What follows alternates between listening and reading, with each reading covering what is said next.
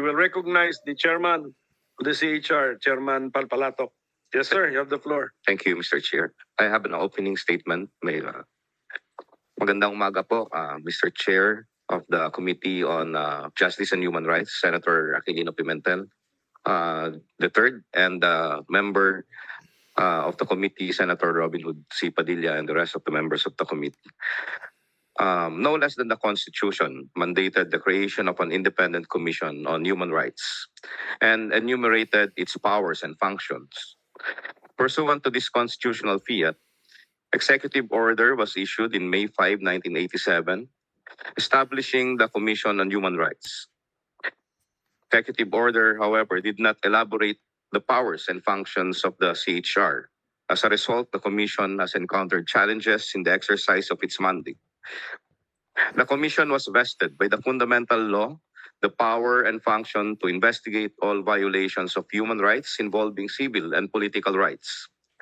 Although the Constitution is not explicit with respect to economic, social, and cultural rights, the Commission interprets its mandates broadly to include monitoring and investigation of economic, social, and cultural rights violation, considering that human rights are interdependent and universal.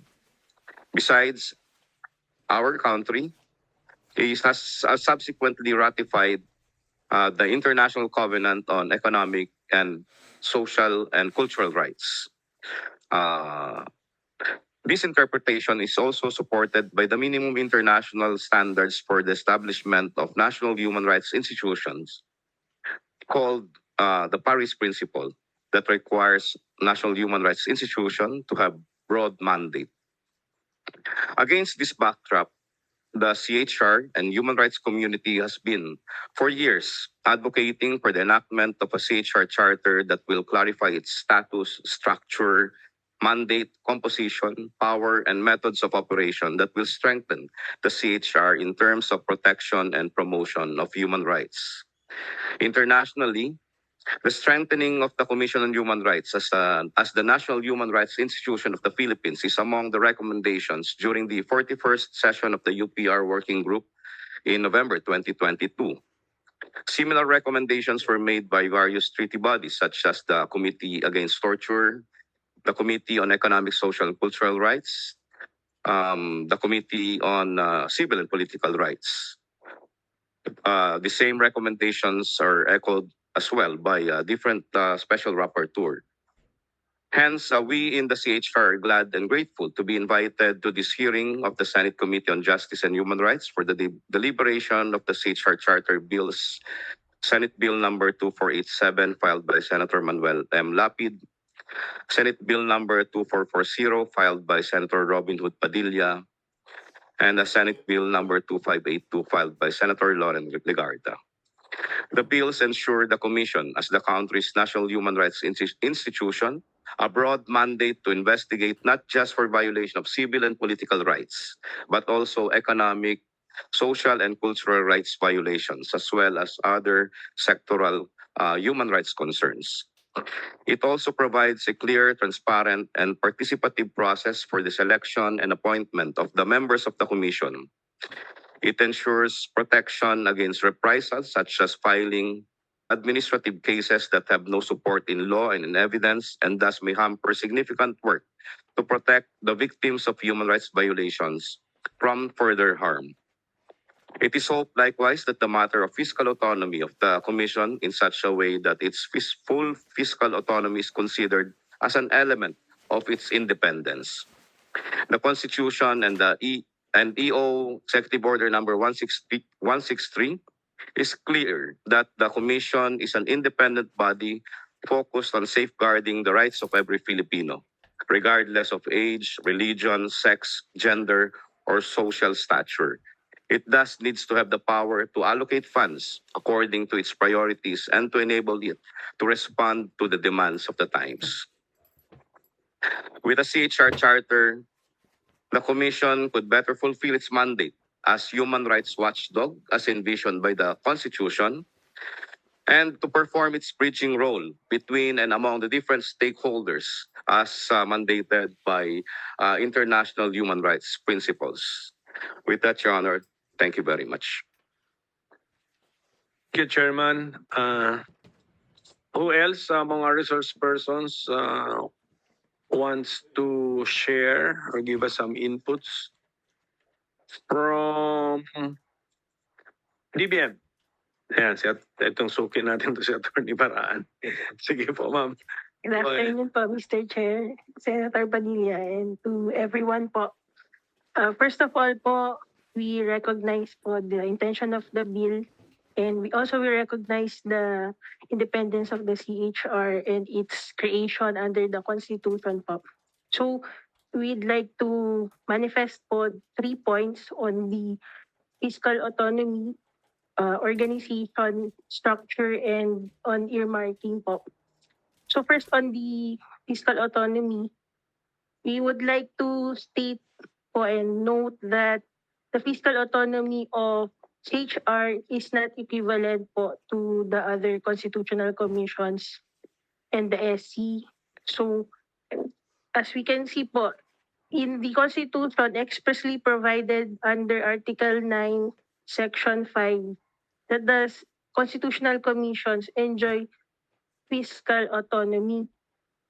However po, under the provision on CHR, it only provides that the approved annual appropriations of the commission shall be automatically and regularly released. And also, may Supreme Court decision na rin po na clarifying the autonomy of the CHR, which is only limited autonomy lang po.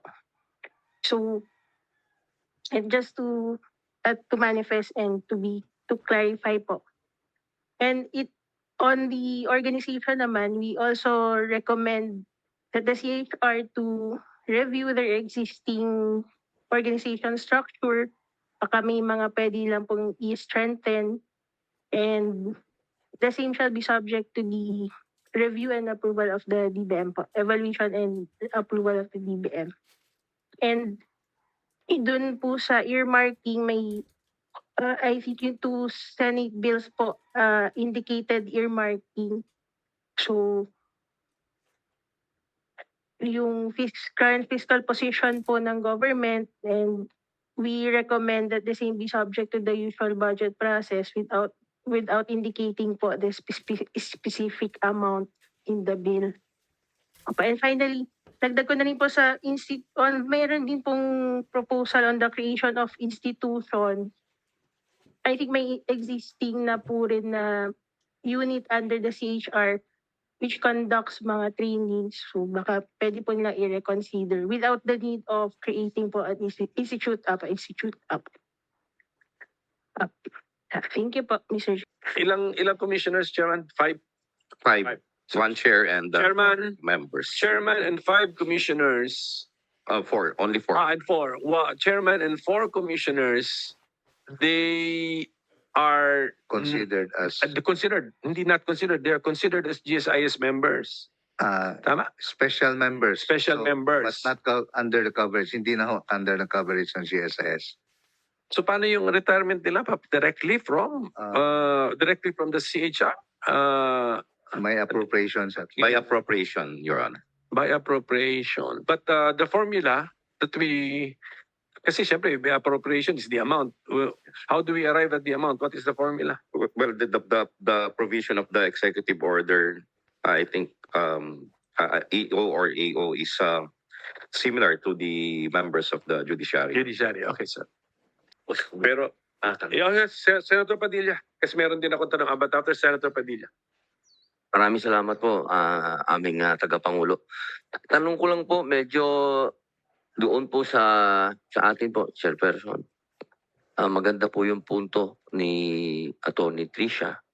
Pero sa atin po mga pag-uusap, lagi natin na bumabalik tayo doon sa kapag wala yung fiscal autonomy, parang lagi tayong nasa mercy kung sino yung parang nawawala yung independence.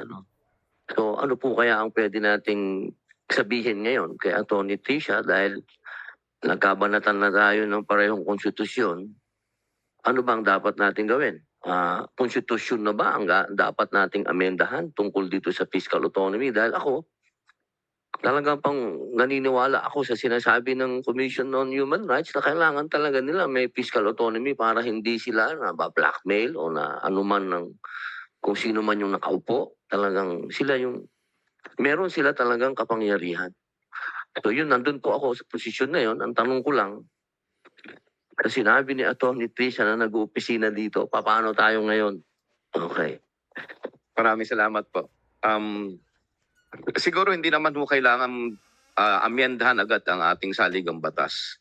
Ang amin hong suggestion ay balikan ho natin yung deliberation ng Constitutional Commission nung ginawa itong provisions ng creation of the Commission on Human Rights. Dahil kung atin ho susuriin, yun hong lahat ng mga tanggapan na binuo sa ating saligang batas, binigyan ho ng fiscal autonomy. Kahuli-hulihan kasi itong Commission on Human Rights itong panahon na yan, nung ginawa. Pero makikita ho natin na klaro ang intensyon ng ating framers of the Constitution na bigyan ng fiscal autonomy ang komisyon. Kung ano man ho Opo. dahilan, Naniniwala po ako sa iyo kasi galing sa revolusyon eh. tama po. Galing tayo sa revolusyon noon, ng 1987. No? So dapat siguro doon nga sila dapat nakasentro dahil yun nga yung sigaw noon eh, yung human rights eh. So siguro paliwanag mo pa Atty. Medyo magkakapi pa ako. Sige po. Kung yun nga po, kung atin susuriin, yung nais ng ating framers ng Constitution na bigyan talaga ng independence sa itong komisyon na ito at magiging malaya at maging makapangyarihan upang magtaguyod at magprotekta sa karapatang pantao. Dahil sabi niyo nga ho, galing ho tayo dun sa bahagi ng ating kasaysayan na upang tugunan itong kasaysayan na ito. Kung atin susuriin, hindi lang siya naging parehas ng probisyon compared do sa other offices or commissions na ginawa. Pero ang intention, kung babalikan ho natin ang kanilang deliberasyon, parehas po halos yung kanilang intention. Lamang, hindi na ilagay yung provision na full fiscal autonomy. Ngayon, dahil po dun sa talata lamang na yun ay nabago ang intensyon ng maaring nabago yung intensyon ng ating framers ng saligang batas tungkol dito. Maraming salamat po. Yun po, mahal naming tagapangulo, yun po yung lagi naming pinag-uusapan sapagkat kung ano pa yung pinaka-dahilan ng revolusyon na yun, ay yun pa ang nagkaroon ng pagkukulang. Kaya po sana, ito pong pag-uusap na ito, malinawan natin kung paano po magkakaroon talaga ng autonomiya, totoong autonomiya, ang ating human rights. Dahil napakahalaga po nito, maliban sa anuman, ito ang pinakamahalaga. Ang karapatan ng bawat Pilipino, mayaman, mahirap, matanda, bata, anuman ang kanyang kasarian, kailangan po ay ang ating human rights ay may autonomiya. May karagdagan pa po akong sasabihin dahil tayo ho ay miyembro ng United Nations at ang United Nations po ay nagpasa ng isang resolution. I think it's a resolution. Yun pong binanggit ko kanina, yung Paris Principles. Ito ang Paris Principles, ang tinatakda niya, ang National Human Rights Institution ay maging independente. Ang isa sa mga saligan para maging independent ang isang National Human Rights Institution ay fiscal autonomy. Yun po yung hinihiling at tinatakda ng International Human Rights Framework or isang resolusyon po ito ng United Nations kung saan tayo kasapi. So, bagamat wala, hindi klaro sa ating saligang batas, ay nandun naman po sa ating tungkulin bilang miyembro ng nagkakaisang bansa sa Paris Principles. Principles is a treaty, as far as you know, Chairman. It's a resolution, I think. It's A UNGA, Human Rights Council resolution. Rights Council resolution. Meant to be meant to be followed as followed by state members as best practices, parang gano'n? Yes, Your Honor. Okay. Okay, so pagdating sa the National Human Rights Institution to be independent, sa Constitution yun, nag-guarantee sa inyo eh. Yes. Pero ang sinasabi mo sa amin sa Paris Principles, they gave the details of what is the meaning of being independent as, did they use the phrase fiscal autonomy? Yes, Your Honor. Andon? Apo. Did they define the phrase fiscal autonomy? Tignan na. So, ito yung mga fiscal statements for advocate. So isa ho sa mga attributes ng independence ay yun nga, fiscal autonomy. So financial independence yan. Kahit ulit kasi na-distract po ako. The chairman recognizes or acknowledges the arrival of Senator Mark Villar, one of the author of one of the bills we're going to discuss. Ano ulit sabi mo, Chairman? The fiscal autonomy? Yung attributes po ng independence ng National Human Rights Attributes of Institution. independence. Sige po. Una po, independence in law, ibig sabihin meron ho siya mandato created by either constitution or a law. Pangalawa po ay independence in leadership, meaning there's a transparent participatory selection and appointment process. Third, independence in operations, kasama na po siguro dito yung ating fiscal autonomy. So meaning the NHRI must be able to determine its own priorities, programs, projects, and activities without external direction. Fourth, independence in policies, meaning it must be able to determine its own policies, its findings and recommendations without external interference. And fifth, financial independence. So the state must provide funding adequate to its needs and must have control over its budget once the funding is provided.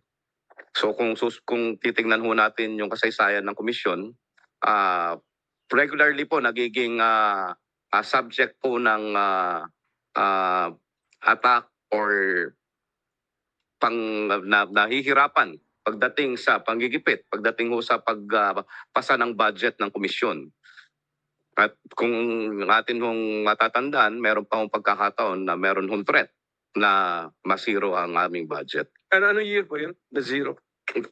Hindi pa ho ako ang 2017 daw po. Okay. Pero sa ano yung proposal, pero in the 2017 GAA, hindi kayo. Hindi naman po. Kaya lang, yeah.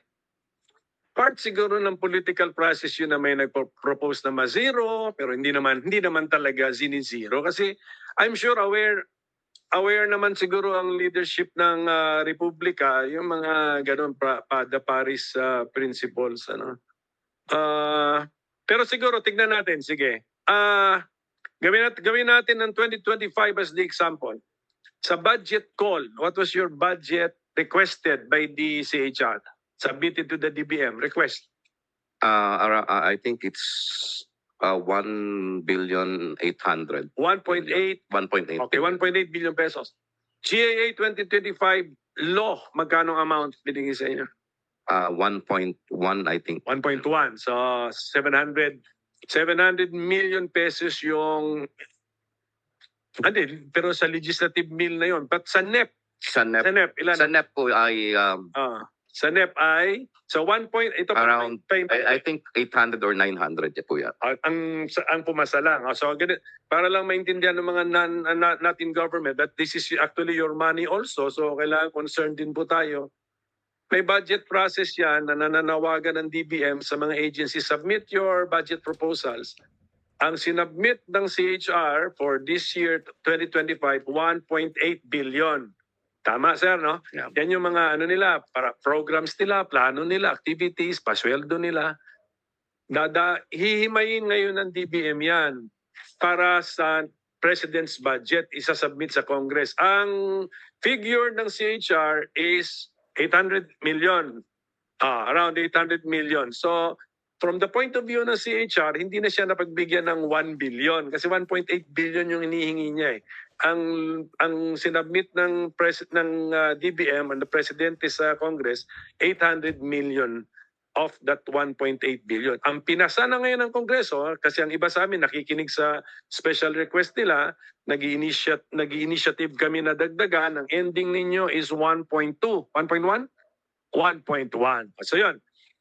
Ganun ba yun? Sa point of view ninyo, kung may fiscal autonomy kayo, anong effect nun? That it should have been the 1.8 billion request should have been automatically entertained by Congress? Yun ba yung naiisip ninyong fiscal autonomy? Well, hindi naman po. Kasi we recognize that the power of the purse belongs to the Congress.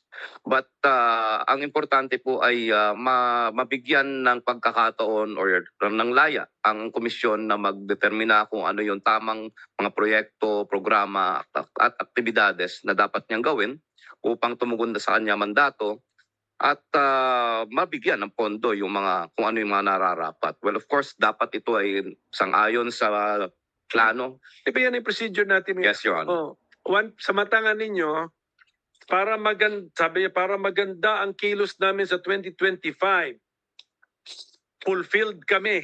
Busy kami. 100% ng energy namin ay magagamit. 1.8 billion ang aming naplanong kailangan. Sabi ng DBM, hindi 800 million lamang. So, kunyari may grant of fiscal autonomy sa bill na ito, anong magbabago dun sa procedure na yon? Compared po sa ibang mga offices na merong fiscal autonomy, ay meron ng automatic appropriation, automatic release, non-reduction of budget from previous year. Yung non-reduction, pag alam ko sa judiciary lang yun. Am I right, Attorney Baraan? Parang special feature po ng judiciary natin yun. Yes. Para lang maintindihan din ng ating mga kababayan, kasi pera din naman talaga ninyo ito, really to promote the independence of the judiciary na hindi siya magbibake ng funds sa executive. So, kaya para kung may kaso sa executive before the judiciary, decide siya ng patas pa rin kasi wala siyang so-called utang na loob dun sa executive na may kaso sa kanya. So, that's the ibang situation ng judiciary. At saka sa number 4 na kasi sa section 17 chairman ng Human Rights Article 13, the approved annual appropriations of the Commission shall be automatically and regularly released. Tama. Ito ba yung nasusunod? Nasusunod ba ito?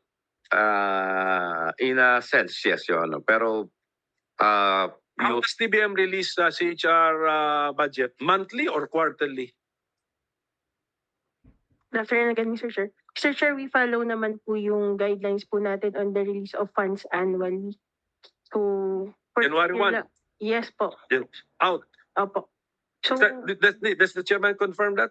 Yung 1.1 billion budget ninyo for 2025, na-release na ba in full? for this year po, Mr. Chair, we are currently drafting pa lang po yung guidelines. So, hindi Sa pa lang budget po. hearing namin, inassure ni Secretary sa amin na January 1 pa lang, fully released na yan. Sabi gano'n, yung pala January, ano na ba ngayon? We also have to consider po kasi, Mr. Chair, yung mga yung mga nasa veto message po ni President. Affected So, ba si CHR doon? Hindi yata eh. Hindi yata eh. we will have to double check. Sige, reality lang tayo, reality. January 16, 2025 na. CHR, natanggap na ba ninyo ang budget ninyo for year 2025 in full or what percentage of that ang na-release na sa inyo? hindi ko sigurado. I-check ko po sa aming finance yung Hindi. kung na-release. Yun na nga Parang eh. wala pa yata. Wala pa. Pero hindi po ako sure kung na-release na yung natatanong po namin sa amin. Pati tawa. Kasi Tanungin mo. mag-uusap pa rin naman tayo eh. Kasi pinag-usapan talaga natin dito yun. Kasi okay. Yung pagiging independent ninyo, do you feel that you are not independent? Right now, No, Your Honor. you're independent. Eh? Sa lima yung independent by law, which Yes. nasa constitution pa nga. Independent in the leadership, Leadership. I think the president chose well the chairman of DCHR. You're a presidential appointee, Yes, sir. hindi ba? Wala na nga nag-check dun sa presidential appointee dahil hindi dumadaan sa CA yan. Yes. Wala na nag-check niyan eh. And then ano yung third? Operations.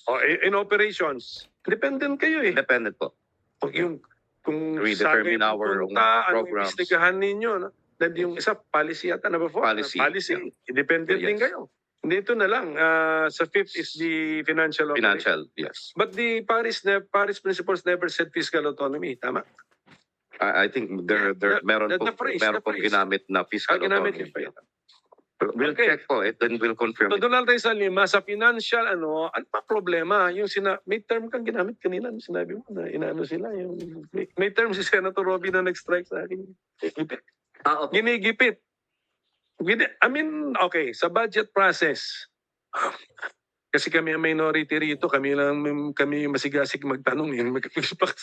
Kami ba nagigipit? Paano nyo nararamdaman yung ginigipit kayo? Oh. During our time, Oh. Your Honor, hindi naman ho namin nararamdaman.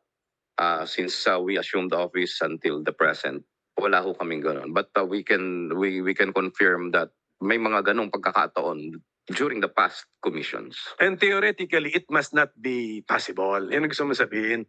Kahit hindi ginagawa sa inyo, yung system that dapat natin ensures that should not be possible na ginigipit kayo. That's the point. Diba? Yes, sure.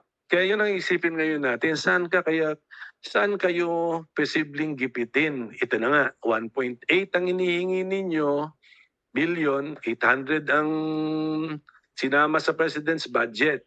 So in effect, 1 billion pesos worth of projects, activities, and programs will not be funded.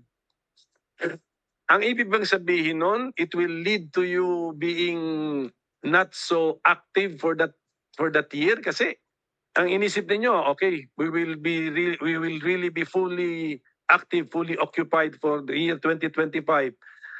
Puno na yung oras natin, ang dami natin mga projects, but we will need 1.8 billion.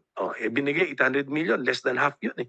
So does that mean that yung oras ninyo ngayon dumamin? Kasi wala kayong magawa? Ganun ba meaning no? Kailangan ho namin mag-adjust ng mga programa at aktibidades. So yung plano na sapat para sana sa 1.8 billion na pondo, dahil nabawasan, kailangan ho namin magbawas ng aming aktibidades. Correct. So, Pero yung Nagkakaroon- 1.8 billion na aktibidades, naisip ninyo sa isang taon, kaya niyong gawin eh. opo, Oh. kaya po. Kaya nga, tapos 800 million na lang ang binudget sa inyo, ang daming na-free up sa time Mas ninyo. lalo kung kaya. Kaya lang may mga issues, may mga concerns na hindi ho namin kayang tugunan dahil doon. Nabalak niyo yung tugunan. Yes. Okay. Dahil kung atin nung titignan, ang malawak po yung mandato ng komisyon eh. Hindi lang ho kami nag-iimbestiga ng paglabag sa civil and political rights. We are also involved in sa mga policy matters, like sa mga legislations we are invited. We are also conducting dialogues, consultations with different sectors of the society upang makabuo ng magandang rekomendasyon sa iba't ibang sektor ng ating pamahalaan at ng ating pamayanan. Hindi, sabi mo, civil and political rights, ang gusto mo, binanggit mo nga kanina, Economics, ECOSOC, ECOSOC, cultural. No? So, accepted na ba yun that ECOSOC rights and cultural rights are part of human rights? Yes, sure. Accepted na yan. Opo. Worldwide and also here? Yes. Okay. Okay, so research din ng aking staff, wala daw fiscal autonomy na phrase din sa Paris Principles. So, just correct us if we are wrong, pero check ninyo. Sige. Okay, so that's what, kasi may Supreme Court case na eh. And the Supreme Court case interprets the current wording of the Constitution. Kung yun pong I think this jurisprudence na tinutukoy yung CREA versus CHR. Employees Union, yeah? Yes. Ang issue ko kasi doon yung plantilla sa positions po eh. Hindi siya yung fiscal autonomy talaga. So it's more of the plantilla kung saan sinabi ng Supreme Court na DBM ay meron pa rin kailangan pa rin dumaan sa DBM yung pag-create ng positions, etc. Dahil trabaho ng DBM yun.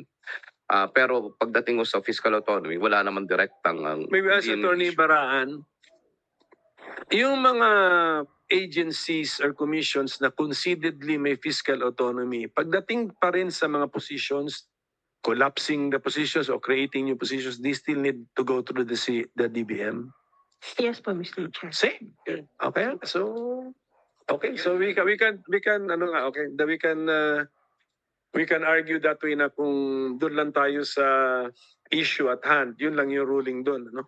Okay. So sige, you want us to be bold and pursue this idea na this is the, but what is the meaning of fiscal autonomy? Per the Supreme Court, kasi andun yung phrase sa Constitution, pero hindi yata dinefine sa Constitution eh.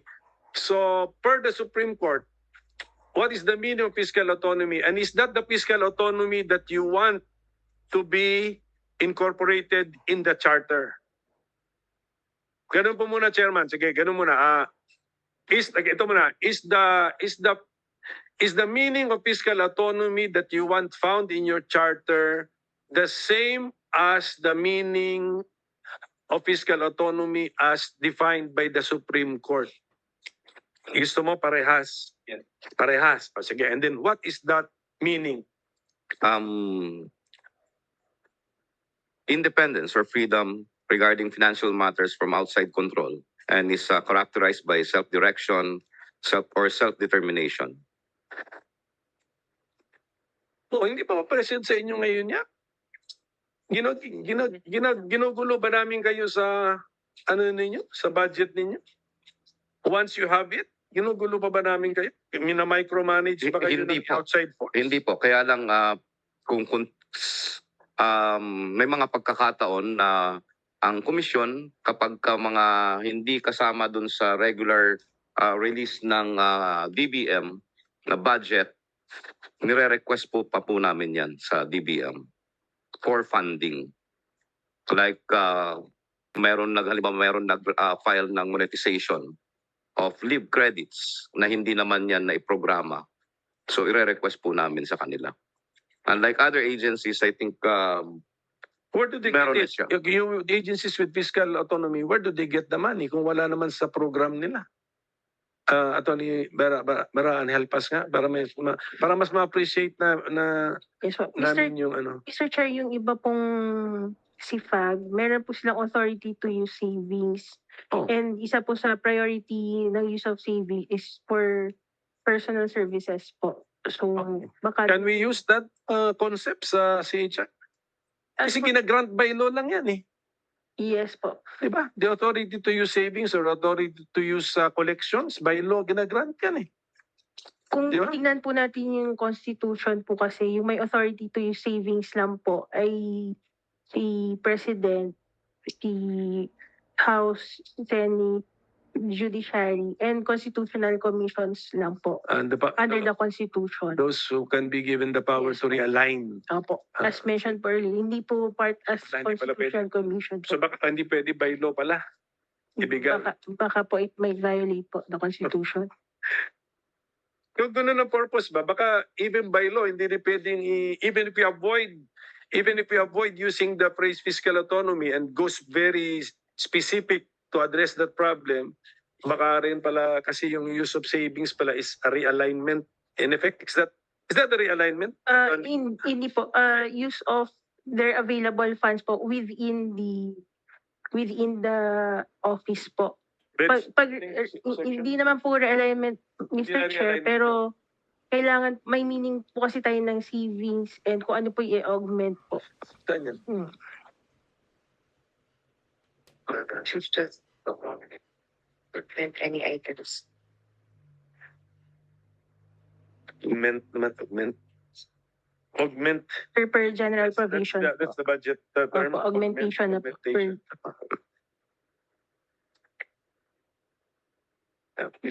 Sa pagkakalam mo, Atty. Baraan, can we not extend this power to any agency by law? Sandit. Silent. If we will be strict po and follow po the Constitution, hindi po dapat, but we defer po to the wisdom of Congress po. Thank you po. Oo nga, kasi medyo ang introductory sentence pala rito, no law shall be passed authorizing any transfer of appropriations. However, etc. Okay, so yan yung medyo mandatory in the negative. Okay. Sige. Pag-aralan namin to, Chairman, pero siguro ganito, you can make some specific requests to enhance your financial independence even more. Sige, tignan natin.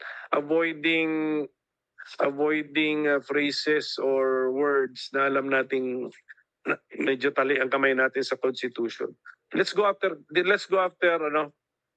yung concepts which are possible solutions to actual problems ng inyong specific agency, CHR. What you've encountered through the years, gano'n na siguro. Sige po. Isolve na lang natin yung actual nila. And mag-submit po rin po kami ng siguro position paper on regarding fiscal autonomy.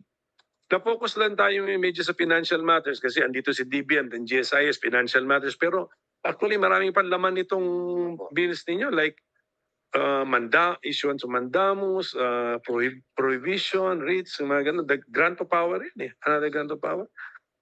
Siguro, ganito, we will ask the other agencies siguro to also give us position papers para matest natin yung ideas na yun. Yes, Your Honor. Sige. Sige, parang... Pero tama rin yun. Dapat kayo. Kasi the purpose, sa discussion na namin, the purpose is precisely not only to give remedy to the aggrieved parties na violated na yung human rights nila, but if possible, make you really proactive to prevent. Yes, Your Honor, to prevent. Agree nga. Actually, nasa saligang Prevent batas na po yun. Hindi lang yung ma-further Yes. further the injury, but to prevent. To prevent. Actually, hindi lang po pag mag-imbestiga, but kung titignan ho natin, balikan ho natin yung discussion ng ating framers, hintuin yung paglabag. Kaya lang wala hong klarong provision. Labag. Yeah. Parang proactive ombudsman siya pagdating sa human rights. Ganun na yun ang gawin niya. Oo. Pasabutin na nga yung hindi nalabag. So wala na nga sa statistics eh. Pero na-prevent siya.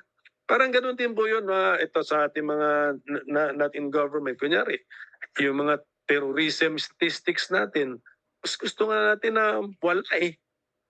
Tapos siyempre, mapapagalitan ngayon yung council, anti-terrorism council na. Hindi nyo ginagawa trabaho ninyo, walang mga statistics. So ganda nga, hindi natin na-realize. It's better if it's closer to zero. Yes. Di ba? So ganun din si CHR. If human rights violations are closer to zero, mas mabuti. But we want to do it the constitutional. Pagdating sa legal, it will give you the legal, but I hope tested against the Constitution, pasado siya. Hindi ko na i-burden pa si Atty. Baraan na pati yung constitutionality ng mga mandamus prohibition sa kanya pa natin itanong kasi financial matters lang at saka kay Atty. Baraan. So any other comments sa CHR Charter? Mr. Chair, Yes, Atty. Baraan. may we respectfully note lang din po on the 2025 budget proposal po of CHR, yung mga hindi po na-include ay pertains to infrastructure projects and ICT projects na it requires po yung mga requirements po natin under the budget call po. Kasi Hindi sila comply? per our based po sa evaluation po ng aming operations group. Pero properly to be lodged sa CHR budget naman yun. If the CHR has some infra project, lagay sa budget nila. ICT project, doon sa budget din nila. Yes po, Mr. Chair. As long as we hope po, kung talagang priority po ng CHR para ma-comply din po kasi mga NEDA requirements din po yun in ISSP po. Thank you po. Okay. Chairman, at least na-communicate naman siguro sa kanila yon na the reason. Kasi kahapon, kadidiscuss lang namin ng E-Government Act. At yun na nga yun na tinanong ko yung sponsor kasi paano yung mga ICT purchases ng agencies? Doon na ba sa DICT yon or doon sa kine-create na council? Hindi daw. The ICT projects of the agencies will be found in the agency budget. So ganoon pa rin. Nothing will change except that how much? Sige, how much was the ICT request of the CHR Hindi ko alam yung detalye nung hindi ko kayang bigay ko sa inyo Kasi ngayon. kung nangalahati kasi yung inyong budget, yan laki siguro kasi infra ba yun? Are you building a structure? Yung Sinabi ni hindi Atty. po Pangaan, kasi sa operations po yung aming yun nabawas. Like last year, malaki ho yung nabawas sa budget namin for operations. So, naging malaking epekto po sa amin dahil kailangan namin mag-adjust ng aming mga activities eh. dapat maintindihan din natin itong CHR, they're like a mini DFA na marami din silang mga international conferences na ina-attendan kasi network kasi yan eh. Pagdating sa human rights concerns na it's better to be a member of a larger network, di ba? Sige, ganun na muna, Chairman. Submission of position papers lang, pag-aralan lang din namin sa constitutionality yung ibang concepts. Yung ibang concepts naman, ano na yun, judgment call of the legislature na yun, kung if it's wise to give you that additional power. Okay, last na lang, itong naisip ko. Doon sa hearing natin sa, meron kayong release doon na EO ano ulit? Executive Order number 2 Oh, and which is the Freedom of Information yung EO2 po ay Freedom of Information. Merong nilabas na list of exceptions. At yun hong list of exceptions yung ginagamit na dahilan kung bakit hindi kami nabibigyan ng impormasyon tungkol sa mga police operations na kung saan may namatay. Ang hindi nagbibigay PNP. PNP. Okay. Kung may charter, itong charter na tayo, masasagot ba yun? Sana po dahil Which provision ang makaayos nun?